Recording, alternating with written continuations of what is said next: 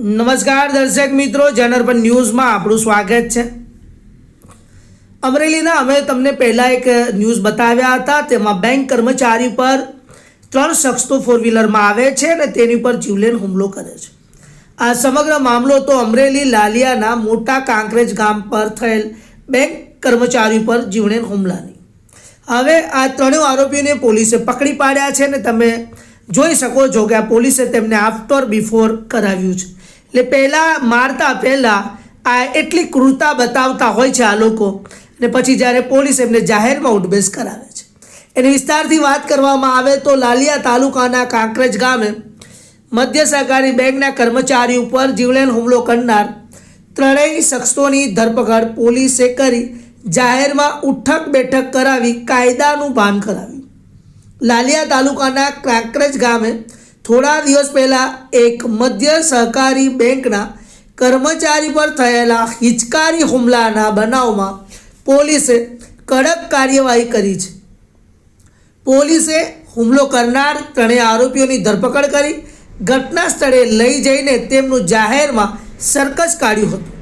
ગત તારીખ 18 નવેમ્બરના રોજ સાંજે 4 વાગ્યાના સુમારે કાંકરેજ ગામે આ ચકચારી બનાવ બન્યો હતો, જેમાં બેંક કર્મચારી ગૌતમ વાડા પર ત્રણેય શખ્સોએ લોખંડના પાઇપ વડે જીવલેણ હુમલો કર્યો હતો। આ હુમલાના સીસીટીવી ફૂટેજ પણ સામે આવ્યા હતા, જેમાં આરોપીઓ ગૌતમ વાડા પર આડેધડ ઘા ઝીકતા નજરે પડ્યા હતા। આ ગંભીર હુમલામાં ભોગ બનનાર યુવકને હાથ અને પગના ભાગે ફ્રેક્ચર જેવી ગંભીર ઇજાઓ પહોંચી હતી અને હાલ તેઓની અમરેલીની ખાનગી હોસ્પિટલમાં સારવાર હેઠળ છે।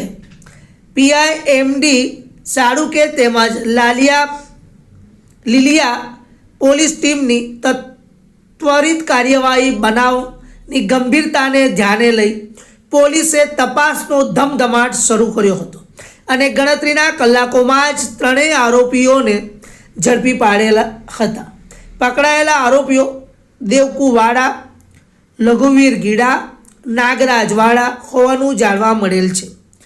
લીલિયા પોલીસે આરોપીઓ પાસેથી ગુનાના કામે ઉપયોગમાં લેવાયેલી વોક્સવેગન કંપનીની વેન્ટો કાર પણ કબજે કરી છે અને સાથે ઘટના સ્થળે આ પકડાયેલા ત્રણેય આરોપીઓનું રીકન્સ્ટ્રક્શન અને કાયદાનું ભાન કરાવવામાં આવેલ છે।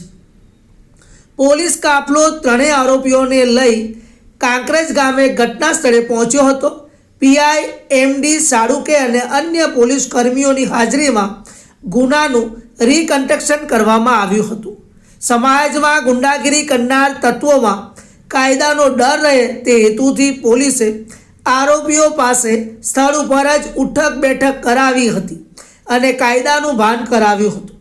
પોલીસની આ કામગીરી અને રીકન્સ્ટ્રક્શન જોવા માટે ગામના લોકો મોટા ટોળા ઉમટી પડ્યા હતા।